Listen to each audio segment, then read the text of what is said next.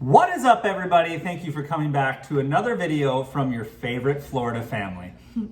Today we have a very special video, and today's video is 10 things you must do in Florida after moving there.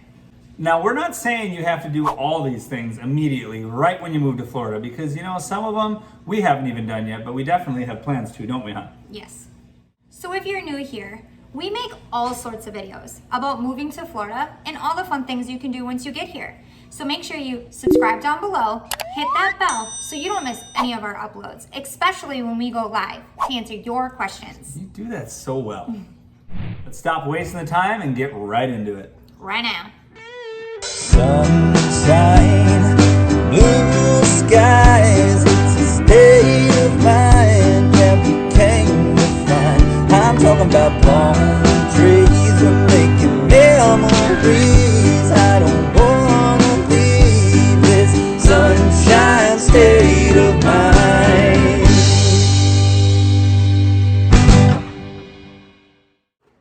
So we're gonna start it off with something near and dear to my heart. For those of you who have followed us through our whole journey, you guys probably know what I'm gonna say. The first time that we ever swam with manatees, we came here on vacation. 6 months later, we lived here. And I really, really believe that first time swimming with the manatees, I knew that Florida was gonna be our home someday. Now, you can't just go out and swim with the manatees anywhere you see them. Swimming with the manatees is actually illegal in Florida unless done in Crystal River. There's numerous different tour companies that can take you out to swim with the manatees. Now, we tend to favor one called River Ventures. We've been there multiple times. We made a video of us actually swimming with the manatees there, and it is an absolutely fantastic experience, something that you can't describe unless you do it. So swimming with the manatees for me was more than just knowing that someday we would live here. It was like life-changing for me. For those who are a little bit more nervous in the water, scared of those kinds of living creatures down in the water, you definitely step out of your comfort zone, and it's amazing. They are so docile, they are so sweet. There's absolutely nothing to be afraid of on their end. You're more afraid of disturbing and hurting them than you are of them doing something to you. It's just amazing, and I recommend everyone should have a swim with the manatees tour sometime in their life because it is amazing. Now, depending on where you go, like I said, there's different tour companies that offer this type of tour in Crystal River. Expect to spend somewhere between $50 and $80 per person to do a tour like this. So worth it. The next one I'm going to talk about isn't necessarily an attraction or something that you can only do in Florida, but it definitely really makes you feel like a true Floridian. And that is to buy fruit from a roadside fruit stand. Now, back in Wisconsin, where we came from, they had their stands on the side of the roads, farmers market type stands with corn and everything. But there's something to be said about, an old farmer with his truck, an old Chevy truck from the 1970s on the side of the road, and it's piled up with watermelons in the back. There's something to be said about going and purchasing a watermelon or any fruit, oranges, that are around here. Buying the fruit from a roadside stand just really has that Florida type feel to it. So the next one you've probably done when you've been here on vacation, but it's spending the day at the beach. And I'm not just talking about getting your beach chair out and letting the kids swim in the water or snorkel or whatever. It's spending a full day, even longer, down in a beach town and really just walking up and down the strips, seeing what these little beach towns have to offer. The vibe is so much different, especially like for us where we're more inland. We live in the Orlando area, so when we go down to these beach towns, it's like night and day. It's just awesome. There is a huge difference between visiting a beach on vacation and feeling like you got to fit everything in because you got to fly back home. Yep. And visiting a beach when you are a Floridian and know, you know what? If I don't get everything in today, I can come back next weekend or the next weekend or the next weekend. It doesn't matter what month it is. You can always go visit a beach town. Or the next day if you're living in that town. Exactly. And like I said, there's so much more than what you see as a tourist here in Florida. Yep. And there's so many other beaches that you probably don't know about that we're going to try to show you as time goes on. But the beaches in Florida are just so amazing and something that you really just need to take the time to really enjoy. And those beach towns, they're always doing something so cool. And a lot of it is during the week. And if you're living here, you get to take full advantage of that. But if you're on vacation, you've got so many other things that you've got to get in, or you're heading back on the week or whatever. But they have so many things like movies on the beach, fires, Where else can you watch Santa surf on Christmas Day? Yeah, or Florida. Big Christmas, what was it, the sandcastle? Oh yeah, the sandcastle competition. Christmas stuff. Gotta spend some time at the beach, guys. Number 4, visit the country's oldest city, which is St. Augustine. I was hoping you'd know it. St. Augustine, Florida. We have made a video here. We visited Castillo de San Marcos, which is the oldest fortress and oldest masonry structure in the United States. And ladies, you feel like a princess when you're in there. You know what St. Augustine also has? What? Supposedly the Fountain of Youth. Oh, that's right. That is right. And you know what? We have visited St. Augustine, like we said, but we are guilty of not spending enough time there. It is definitely a city we want to go back to. So beautiful. It's got the old trolley and everything too. It's just got an awesome vibe to it. And the beaches there are gorgeous too. So we got to add that to our list. We're guilty of not spending enough time there, but when you move here, make sure you make time to visit St. Augustine. Now, number 5 is one that's pretty unique to Florida, and that's to watch a rocket launch. For those of you that don't know, Cape Canaveral is home to Kennedy Space Center, and they launch rockets all the time. Not only NASA's rockets, but they also launch them for SpaceX as well. In fact, the kids and I actually got that firsthand when we first moved here. I had no idea what was going on. I'm driving the kids to school, and I literally thought the end of the, I thought we were The dying. end of the world was coming. I've never seen anything like that.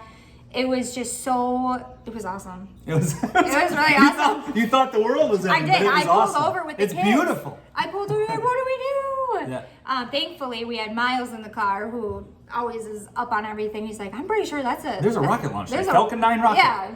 But anyway, guys, we are in Orlando, which is a good hour from Cape Canaveral. And that being said, you saw this rocket in the sky, no problem. And it was huge. huge. It was like it was right in front of us. So you don't necessarily have to go all the way to Cape Canaveral or anywhere near there to necessarily see it, although it would be pretty cool to watch it from the beach.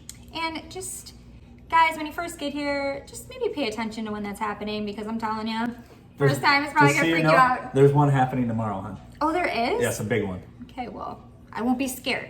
So number 6, you don't necessarily have to do it, but Yeah, you do. we highly recommend it. Florida obviously has the most amazing beaches, awesome places to snorkel, but if you're looking for a safe, really easy way, awesome way to snorkel with your kids, Discovery Cove. You don't even, adults. I know, You don't but hey, you know what's included at Discovery Cove? food Alcohol.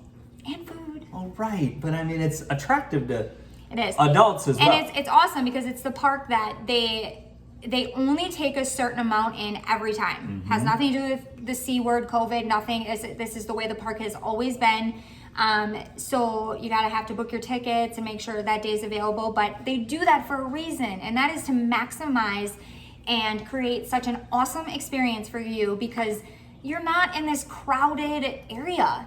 There's so much to do there, and At it's Discovery Cove, guys, there's an amazing saltwater reef filled with Oh my tropical gosh. fish for snorkeling. Stingrays everywhere. You can put the helmet on and Oh, walk yeah. along the bottom and see sharks, and you can swim with dolphins for an extra fee. You can go on this amazing lazy river there that's all freshwater, and it's all synthetic stone, but it's made to look like, it's been carved out of stone for years, and it's just so beautiful. And I mean, you can do everything from swimming with the otters, feeding the birds. I mean, it is such an amazing place to bring small children to. Now, Discovery Cove is a little bit on the pricey end, but what's included is breakfast, lunch. Dinner, snacks. Dinner? No, I think it closes at 4.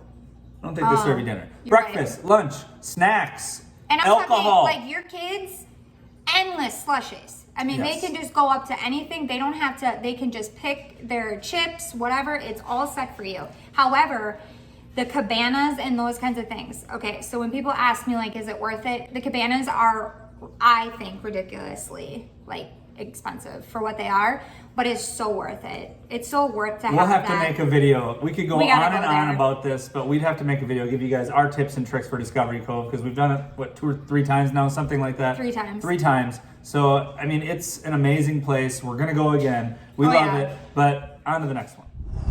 Okay, guys, so you're still with us. You've made it all the way to number 7, and number 7 is going to make you feel like you are in a different country. So the next thing we want you to do after you move to Florida is to visit Dry Tortugas National Park. Now, Dry Tortugas is located about 70 miles off the coast of Key West and is only accessible by boat or seaplane. So Fort Jefferson is actually a 19th century fort that's surrounded by crystal clear turquoise water with coral reefs, tons of marine life, some of the best snorkeling that you can get anywhere in the United States. So it's definitely on our to-do list here in the very near future. Okay, guys, so number 8, We're on number 8. Devil's Den. The Devil's Den. Now look at this picture here. This place is absolutely amazing. It's located about 30 minutes northwest of Ocala. The Devil's Den is privately owned, and it's about $15 a person if you go during the week and $22 a person on the weekend. Now, if you're planning on going to Devil's Den anytime in the near future, make sure you check their website. They have COVID updates all the time. They are having some restrictions right now. I think all snorkelers and swimmers need to make reservations. But this is definitely something we're going to do in the very near yeah. future too. This place looks absolutely amazing. And it's a part of history. We were reading up on a lot of things. They actually found like fossils. Oh yeah, it's got a whole cave system underneath. The place is actually a certified scuba training center. Oh, cool. So you can actually scuba dive down in the underground caves there and everything. And I just think it's awesome, totally awesome. Totally awesome. So this next one, guys, it's kind of my personal opinion. It's what helped me when I first got here. I'm feeling like I'm a true Floridian. Like Florida's your home, right? Yeah, and that's, take up some sort of Florida sport. That being said, I've always wanted to learn how to paddleboard, so We bought a paddleboard. we bought a paddleboard, and we do it every time that we can. Yeah, right. And Miles has now become a professional skimboarder. Oh my gosh. Not he's really, but he loves it. Yeah, but he's so good. He picked up on it super quick. Right. So get yourself a paddleboard, get yourself a skimboard, a boogie board, a surfboard. Get yourself a fishing pole. Go fishing. Get a beach bike. Get a beach bike. You know what else I saw? I saw somebody on like one of those segways on the beach. Mm-hmm. A hoverboard type thing made for the beach. And man, did that look cool. And all you fishermen out there that maybe come from the northern or It is a lot fishing different here. is amazing here. Miles and Eric are absolutely And loving it. you know what? I've loved fishing my entire life. But now moving to Florida, it's like gaining that whole love for fishing again because All I'm over. learning everything new. Every species is different. Every technique is different. So, I'm sorry to steal your number 9, but fishing, man, it is amazing here. And if you have a love for fishing, you're gonna find that love for fishing again after you move to Florida. Guys, we made it. We're to the last one. Number 10. Number 10. So you've probably done this on vacations before, I'm assuming, but an eco tour. And the reason why I say an eco tour, we have done so many since we've lived here so far. And it's just, Florida is there's just so much history here. And there's so many ecosystems here. Right. And there's so many different animals, species, just everything that you will most likely run into. But it's just awesome. I have learned more about the state of Florida living here with the short period of time that we have than vacationing here every year for 6 years prior. And it's because of the eco tours. And you guys, there's different types of eco tours. There's eco tours where you can just go out just to see dolphins, which is great. It's awesome. There's eco tours where you do an airboat and you're strictly out trying to find alligators. Again, great. There's eco tours like Babcock Ranch that Yep. we've been to that'll take Twice. you through all different types of ecosystems. You're going to see hogs.